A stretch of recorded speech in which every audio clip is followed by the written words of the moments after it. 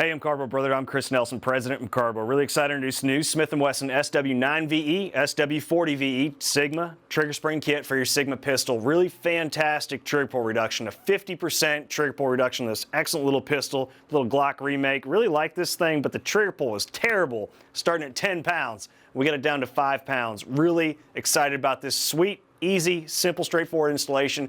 Let's get on over tabletop. Put this baby in. Before we get started, let's go ahead and check our firearms together, make sure they're clear. Check the chamber, check the bolt face, check the magazine well. This firearm's clear. Let's see what kind of factory trigger pull we're starting with. 9 pounds, 12.1 ounces. Let's take one more to confirm.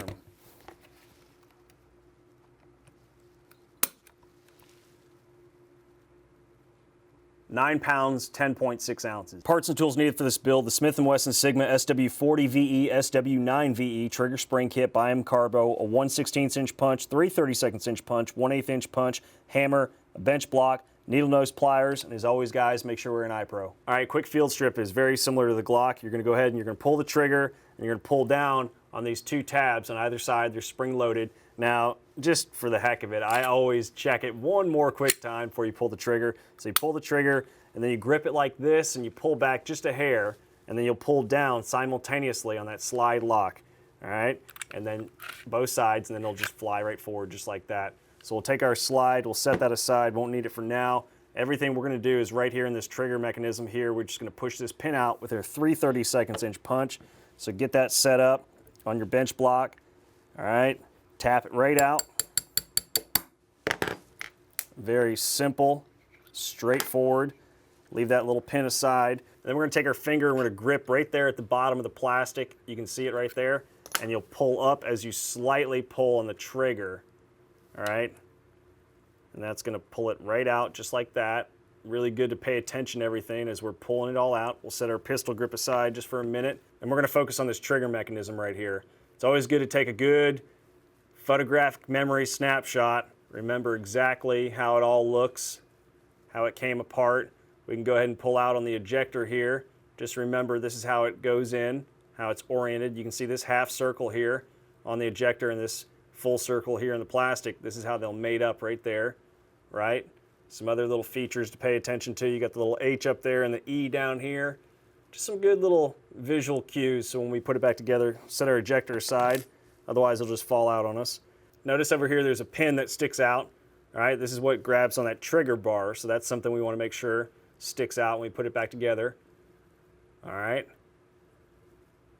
You can see there's an actual little torsion spring down here. This leg is over on the left, this leg's over on the right. Definitely want to remember that. And then the spring we're going to be replacing is right here. It's the bigger outer spring, and there's a smaller little diameter spring inside that we're going to leave in place. All right, so what we'll do is we'll tap out this hinge pin here, and the rest assembly will come out. All right, so just get it squared up here on your bench block.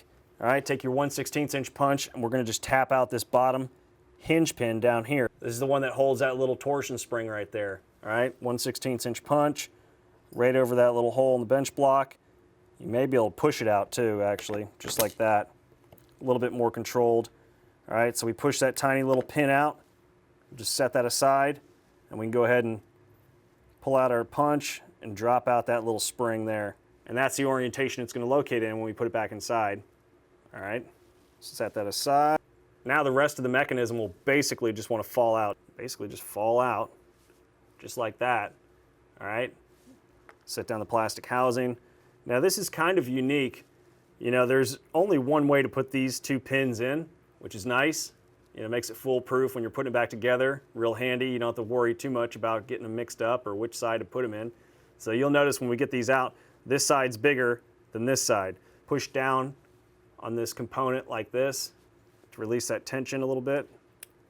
All right, so there's the first pin. You can see that little step, little thin part, and then there's the wider part. So we'll push out that last pin. Here's the big hole side, here's the small hole side. So pushing on the small hole side, all right, popped it right out. Still got my punch in there, kind of capture the tension. You can see this is the small pin with that little tiny step on it, all right? Definitely want to keep those together. And now we'll go ahead and just, you can see where that little recess is, that's where the spring is going to stack up inside and locate. So that's good. Nice little reminders as we go, and then here's the two springs right here. So here's the main spring that slides over the top, the wider spring, and then there's the internal spring right there, and it rests right there on that little post, all right? So we can just leave that together. If it popped out, it's real easy, you just pop it back on. So it's on there pretty good actually, which is nice. But if it popped out on you, you're just gonna flip it back on there. Just in case it popped out on you, you just wanna get it back on that little tiny post right there. You slide it on, and you use your punch to walk it the rest of the way on. Just grab a coil or two there and guide it on down till it's fully seated, just like that. All right, so now we'll grab our MCARBO spring, all right in our kit here. Now you can save the bag, it might be handy. It always is if you're gonna keep the springs. All right, so you can immediately tell the difference between these two springs. There's a lot of springiness there with the MCARBO spring. All right, this factory spring is stiff. I mean, we're looking at a 10-pound trigger pull practically, so hopefully we get some good results. Set that factory spring aside, put our MCARBO spring back on top of that thinner, smaller spring. Slides right down, all right? All right, now that we get our lighter MCARBO spring installed, we're gonna go ahead and take this component here. There's a little recess right here for the spring to be captured in. All right, we're gonna go ahead and drop it in place onto the spring.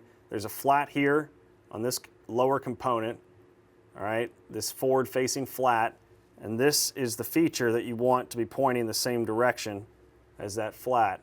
All right, so we're gonna compress it, and also pay attention to the holes here. They're wider on the left side of this flat face, and they're more narrow over here, smaller on the right side. So we're going to be working on this left side here. That's where we're dropping our pins through. Nice long oval shape on this feature here, which makes it nice and easy to drop these pins in. And all we need to do is get a little compression to get that first pin in. So it might take a couple fingers there. You could press down on the table as well. That'd make it a little bit easier. So we got it situated. I'm using all my fingers here, kind of holding it together. You could just press down the table. The narrow end of the pin, I'm going to drop into that larger hole first. And it's going to grab that big oval, which is really nice and handy. And it drops right through just like that. All right, and this is the pin that the trigger bar is going to be engaging with. All right, so now we need to go ahead and drop in the other pin. This is the shorter one. And it's got a little tiny step right there, which is a lot more narrow. We're going to drop that through the wide hole first. Continue to compress our spring. Now we're going to go ahead and use the table here for sure. It'll just make it super simple. Just press down, push that pin right in. Keep good spring tension on the mechanism so that it's not flopping all over the place. If your spring does pop out on you, you should be able to push it back in with your punch. Just kind of keep an eye on everything as you're doing it. You want to make sure it snaps and locates into that recess right there on that feature, which is nice, man. It's good. So real simple and straightforward. A lot of things there that help you along the way. So that's spot on. We're ready to go. Make sure you keep your finger over these holes, the large holes, so these pins don't fall out. So we'll go ahead and we'll set it down just like this. All right, so putting the trigger mechanism back together, real simple and straightforward. We're gonna need the plastic housing, the mechanism itself, the torsion spring and the hinge pin, and then our assembly dowel here and the extractor. So what we'll do is we're gonna set this up before we get started. Make sure you've got your finger over those large holes there to keep the pins from falling out. All right, definitely most important. And then we'll take the torsion spring and we'll get it situated just like this. All right, so we've got that little leg there sticking out that'll be on the right-hand side. Take our assembly dowel and we're gonna go ahead and push it right through to get everything captured. And I'll give you a better look here in a second of what that spring orientation is gonna look like. All right, just like that. So we got that leg there on the right side, the other leg right there. I love this assembly dowel because it holds everything in place. You're not gonna have to fight it once you've got it in the plastic housing. Take our plastic housing, we'll drop in the mechanism just like this. All right, making sure those pins don't fall out there. All right, and this is the orientation of everything. Most importantly, keep your finger back here. This pin will want to fall out on you as you push it back to try to line up that hole for the next hinge pin there. So we'll get it all situated, holding everything in place. And what we'll do is we're gonna get this spring set up. You're gonna make sure this left-hand leg right here is resting on the outside of the polymer. So we can push it forward a little bit, get it to stick out like that, and then push the mechanism back, and you'll feel that tension starting. Keep an eye on these pins back here as well, and then take this hinge pin, and we're going to drop it right in. Now something like this, I definitely recommend just pressing down on the table. So I'm going to get it set on the back side, and then just press down on the table as I'm lining it up. Looking down that hole, pressing down. You can take your punch to kind of push things around. And that's the other thing, this little assembly dowel, it's only so long, so you may have to push in on that spring so that it'll actually push the rest of the way out, just like that. Otherwise that little dowel will get off center and it won't allow that hinge pin to push all the way through. So there we go. All right, we're good to go. We got the exact same alignment, everything that we started with. So we got this leg right here on the right-hand side, this other little leg here on the left-hand side. Got our springs replaced.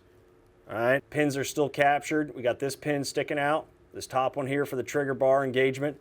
We're good to go. We're ready to drop this back in after we put in our extractor. So you drop your extractor right in like that. All right, you got our hole clear right here.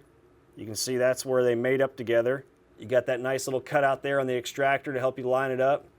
All right, and that E and the H are visible just like before. So we're ready to drop in this mechanism just like this. So we'll go ahead and grab our pistol grip, get our trigger bar to locate right there on that pin on the mechanism.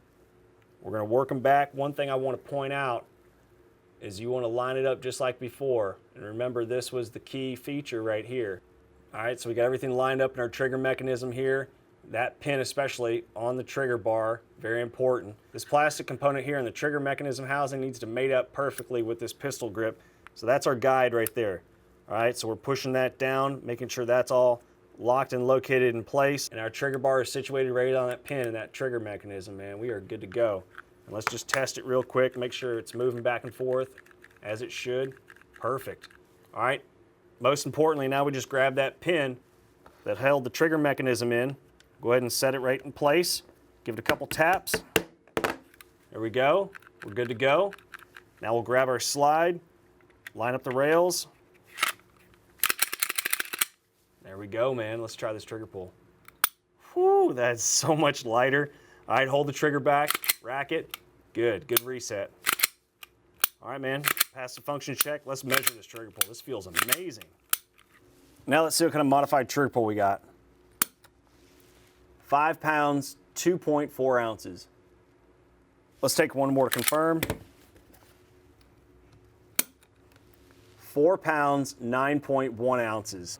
Well, there you have it, guys. Really straightforward, fast, simple, phenomenal trigger pull, man. This is really the way it should be from the factory. I can't believe they used to do this. I mean, 10-pound trigger pull, how does that make sense?